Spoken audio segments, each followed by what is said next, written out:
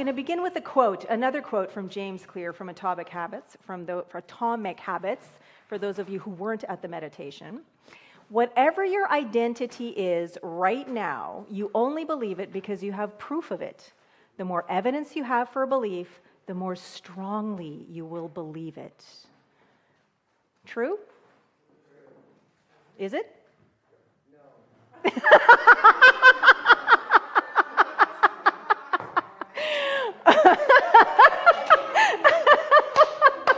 And so it is. No, okay. So I want to open with that quote because it, like, yes and, okay?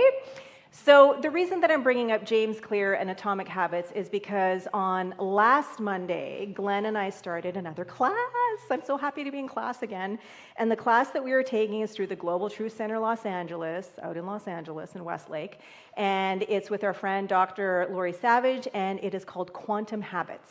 And the book that she is using is this book by James Clear, which neither of us have read before. And I am so taken by this book that I listened to the first 3 chapters 3 times in the first week because there were so many nuggets and ahas in there. Is anyone here familiar with the book? Yeah? Okay, one person. Okay, fantastic. And the one who said yes and then no. Okay. Did you read the book? Okay. All right. So the reason that I'm bringing this class up, because we are in this class, I am also teaching a class on forgiveness on Saturdays, and there are a few people who are here who are in this class. And then there is also a podcast that Glenn and I used to do, and at some point will revive in some new fantastical way. And all of this has to do with this idea of, who do you think you are? Okay? And so just like, let that question land, because there's so many different ways that you can ask it. And if anyone here has read my book, you know that there's a little section in there about this that came out of the podcast that we used to do together. And so who do you think you are? In New Thought, in the quantum world, we teach that thoughts are things, okay? Consciousness is everything. Everything is energy. There is nothing that is not energy. And so everything is just some kind of form of energy. Sometimes it's a little more dense. That's the stuff that we can hold, that we can experience through our 5 senses. And then there's stuff that is not as dense. And that is the things that we think, the things that we feel, the things that we experience, okay? The things that are intangible, the things that we can't experience through our 5 senses. And so who do you think you are is all about the relationship between how you're using your mind and how you're showing up in the world. And so going back to this quote that James Clear has in his book, whatever your identity is right now, you only believe it because you have proof of it. The more evidence you have for a belief, the more strongly you will believe it. And so I feel like this is true, and it's not true. Okay? Because if you look at it from a New Thought perspective, then we teach something slightly different. Either way, the title of my talk today is, who do you think you are? All right? And so there are these circles over there, and that comes right out of James Clear's book. Now, going back to the first class of Quantum Habits, Dr. Lori assigned us some homework. She said, bring 2 new habits into your experience. One needs to be a habit that is about cleaning up something that has been like niggling, that has been using up energy, an energy leak, if you will. And the other one needs to be a spiritual one. And so the first one for me was, I'm going to tidy up the papers in my office.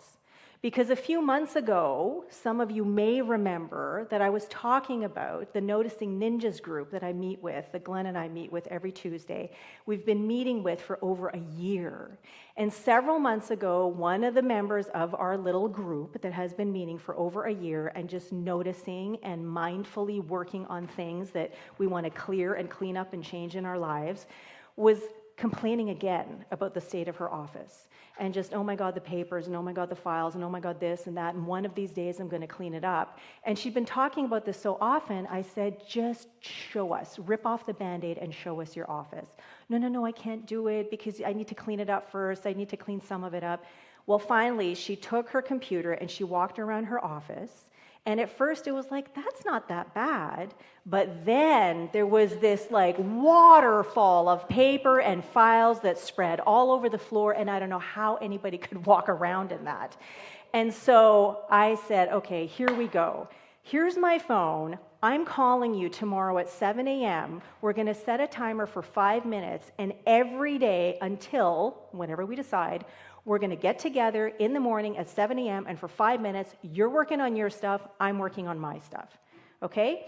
And we had no idea how impactful this was going to be. Okay? For me, I had my piles of paper that were organized, but on the floor, not in the banker's box that they were supposed to be in. Well, it only took me about a week to get through that, and then I went to other little areas of my office and tidied those things up and made things really neat, and it looked great after several weeks. And she made a lot of progress and continued doing this after the 28 days that we did it together. I eventually decided to stop because I found that it was getting in the way of my flow on Sunday mornings when I get up and prepare for Celebrate. And so what ended up happening for me? Well, at the beginning of the year, as I was going through my various dark nights of the soul, papers started falling on my floor. Not in neat little piles this time, just I can't be bothered. I just can't be bothered because just getting through the day is taking all the energy I have. I can't even think about where to put this. So I ended up with this mess on the floor, which for a couple of months was like, it doesn't matter because that's not what I'm focusing on. I'm just focusing on trying to get through the day. And then it started to get to me. And I'm like, whoa, like what happened there? Like I was so diligent with that 5 minutes and I got everything put away and I kept it super tidy and neat and it was beautiful for so long. And then slowly it started to unravel, right? So I got curious about why didn't this first habit stick, right? Now, fast forward to a few days ago when we had our second class. Oh, no, sorry, it was still last class. So the second habit. The second habit, I thought, okay, that's not as obvious for me because I do a lot of meditating, a lot of reading, a lot of prayer. Like there's a lot of mindfulness and intention work in every single day and in the work that I do. So I'm like, what am I going to add? And I thought, oh, I know. I'm going to go into nature for 5 minutes every single day because I don't do that enough, right? Well, guess what? By the second day, I totally forgot to do it. I did the first one because I phoned someone at 7 a.m., we do our things together, it's done, and that's it. So there's accountability there. The second one, we're like, just text me when you've done it, right? And completely slipped my mind. And so the next day, I'm like, oh, you know what? If I'm already forgetting it, it's not a good choice for me. I need to pick something that is a better choice, something that I'm already doing that maybe I want to be more diligent and consistent with.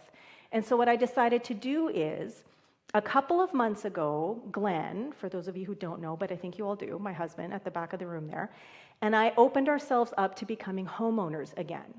And so we sat down for about 10 days in a row and we spent some time visualizing and just leaning into what would it feel like to own the right and perfect home for us.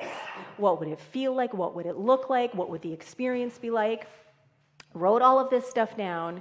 And then about 2 weeks later, I took all of that stuff that we wrote that just sort of came in, put it into ChatGPT, gave it a bunch of prompts, tell me a story that is blah, blah, blah, blah, blah. It spit out something that was beautiful and then tweaked it just a little bit, and now it is a spiritual mind treatment or an affirmative prayer that we were reading on a regular basis. But it wasn't every day. And so I thought, that's going to be my practice. And that was easy because it was something that already existed. It was something that we have in the dining room, that we have in our bedroom, that I have a copy of in the office. So it's obvious, it's all around. It was something that even if I forget to do it during the day as I go to bed, it's right there. So just before I go to bed, I can take it and I can read it to myself, even though Glenn is maybe sleeping next to me. And so I have been able to do it every single day, right? Habit number 1, fantastic. Habit number 2, fantastic. So then the second class comes up, and I'm skipping ahead to see what it is that she's going to have us do for our good practice for the week. And I'm like, oh my God, she wants us to add a third practice. What the hell? And so I'm like, I'm not going to do it. I have enough on my plate. And I'm like, whoa, where is this resistance coming from? It's only 5 minutes, right? But I'm the kind of person that has almost every single moment accounted for in my day. There is very rarely a pocket or a window, like I talked about last week, where my training got canceled, and all of a sudden I'm like, whoo, and the creativity just flowed. So I'm like, I have enough habits that I'm working on. And then I'm like, okay, hold on a second. I'm in this class. I committed to doing this. So what I'm going to do is I'm going to make a choice. It's not going to be something that's going to take me 5 minutes, but it's a habit that is going to be a conscious choice. And so as I'm feeling into what is it that I want to change in my life, as I'm becoming more of the person I want to become, it's getting to be dinner time. And I wander into the kitchen and I say to Glenn, Mahoney, do you think that we're the kind of people that eat dinner at the dinner table instead of on the couch in front of the TV? And that was it for me. It was like, I don't even remember when the shift happened, because we used to have dinner at the dinner table, especially when Milana was younger and lived with us. But at some point, the treat of sitting in front of the TV and watching a movie and having dinner together on the couch became habitual and became the norm. And even though as we sit down, we do this appreciation practice that we have been doing for over 10 years, because it started when my dad was still alive, where one of us starts off by saying, one thing I appreciate about me is, one thing I appreciate about you is. And we try and come up with something different every time. And I got to tell you, after 10 years, it's like, okay, I'm really leaning into what's something new and different that I appreciate about you. And so sometimes we do repeat ourselves, but it's meant to be very genuine and a moment that we share. And then it's like, okay, now what do you want to watch? TV goes on, right? So now we are people, after only 2 nights, who eat dinner at the dinner table, because that's a conscious choice of who we're becoming, right? People who value spending time together, people who value connection, who value intimacy, what do? They eat dinner at the dinner table. They don't eat dinner in front of the television, looking at the television and not hanging out with each other, right? So very, very proud of myself for this third habit, where at the beginning, just seconds before, I'm like, I'm not gonna. But anyway, so I did. Now, the reason why didn't habit number 1 stick? Okay, I was just so committed. Why did I go back to this, messing up my office? And I could say, well, I was having a really tough time. I was depressed, and it didn't matter to me at the time. And yet, if you look at this book, there are reasons as to why. And so the thing that he talks about, if you look at these circles, is that often when people are moving through changing their habits, they're looking at the outcomes first, and then they're looking to the processes, which ultimately change their identity, which is kind of like what he was talking about in the quote that I offered at the beginning. And when I looked at this first, I'm like, but that's not how we do it in New Thought, because in New Thought, we need to know who we are first, and then as we show up as that, all the other stuff falls into place, right?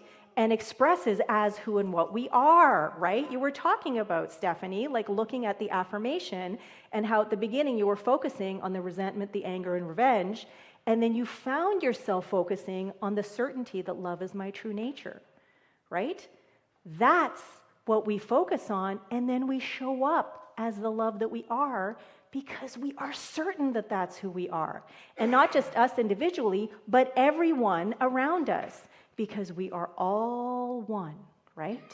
One divine energetic flow, one love, one spirit, one source, one God expressing in, through, and as everyone and everything in all of these unique, original, unrepeatable ways, known as Keely, known as Denise, known as John, known as Stephanie, known as this floor. So many unique and original ways that are all God expressing, that are all love expressing, that are all creativity in action. So for me, I'm looking at this going, well, I think there needs to be a switch. And then sure enough, on the next page, the problem is that most people focus on the outcomes, the goals, rather than who am I? Who do I think I am? Who am I? Who is the person that I want to become? And then how would that person behave? And so for us, the eating at the dinner table is like, are we the kind of people that eat dinner at the dinner table? Yeah, we are. Yeah, we are, because we value connection, we value intimacy, we value spending time with each other, we value our marriage, we value our relationship, and part of that is hanging out together and spending quality time intentionally together, right? So that's why eating at the dinner table all of a sudden is like, even though it's a weird thing, sort of like, could we do that after all this time? It's like, of course we can, because who we are is the people who do this, right? And so when I thought back to my office, before, what I was focusing on was, I want a neat and tidy office, right? Instead of, I'm an organized person who values tidiness, who values order, who values organization. And that person would put a piece of paper away in its file folder rather than drop it on the floor, hand in the air. Do you mean to say that you identify your value and then you live your life as that? Yes, right? And so this is an opportunity, just like we did with the visioning forums last fall, to get clear on who and what VTC is, the identity of this community and organization. Anybody remember our 4 values? That's a pillar. Openness, commitment, authenticity, and love. Would be given in a different order from the values compass, but I like the flow and the sound of that. So openness, commitment, authenticity, and love. And our purpose at the very center, which is the thing, which is the identity, here in the middle, is embodiment. Yes, right? We want to feel spirit, the spirit that we are, the love that we are, the creativity that we are, because the more we feel it, the more we know it, the more we show up as that. So the point of this is, get clear on who you are, or at least who you want to become, and then your processes will be informed by that identity, and then the goals will fall into place because of the processes that you put into action. Okay?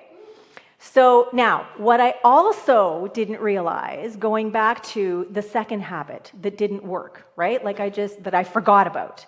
I thought it was such a good one, getting into nature for 5 minutes a day. That's something that would be really, really good for me. But there are 4 reasons that a habit might end up working, and then there are the opposite reasons of how you would use to unbreak a habit. And so the 4 reasons that he says that a habit is going to be good and going to work is, it's obvious, it's attractive, it's easy, and it's satisfying. And so for me, even though I sit in a room where there's a window and I can see nature outside, for whatever reason, it's never been obvious to me to go outside and hang out in nature. It just isn't, okay? And as attractive as it may be, because it's not something that's obvious to me, I'm not tuning into the attractive part of it. Okay? When I'm actually there, I'm like, oh, isn't this lovely? But when I'm sitting in my office, when I'm at my desk, when I'm working, when I'm doing stuff inside, that's just not on my radar, because what I'm focusing on is this. Is it easy? Well, it could be if I was noticing that it was possible to go and do, but I'm not. And is it satisfying? Well, no, because I'm not even noticing that it's possible, so I'm not doing it. Okay? But reading that spiritual mind treatment for our new home, is it obvious? It's on every single surface in every single room, so I can't miss it. Is it attractive? Oh my gosh, yes. Because the idea of feeling into being a homeowner again, whew, that feels amazing. Is it easy? Oh my God, yes, because it is printed out. All I have to do is read it and feel it. There's nothing else I have to do. It's right there, ready to go. Is it satisfying? Oh yeah. Every single time. I mean, one of my favorite things about Science of Mind and New Thought is affirmative prayer. Just trusting and knowing that something is already done, and then just letting it go and letting God. Just letting it unfold. So, in the forgiveness class, there are 3 main things that we were talking about, or that is happening at the beginning of the book. That there is a choice, that we are always at choice, either to lean into forgiveness or to lean into resentment and the idea of revenge. Okay? Every single moment we are at choice. And there's also this thing about accepting our shared humanity. Because it's kind of like what Keely was talking about. You know, remembering that love is my true nature, but that love is also our true nature.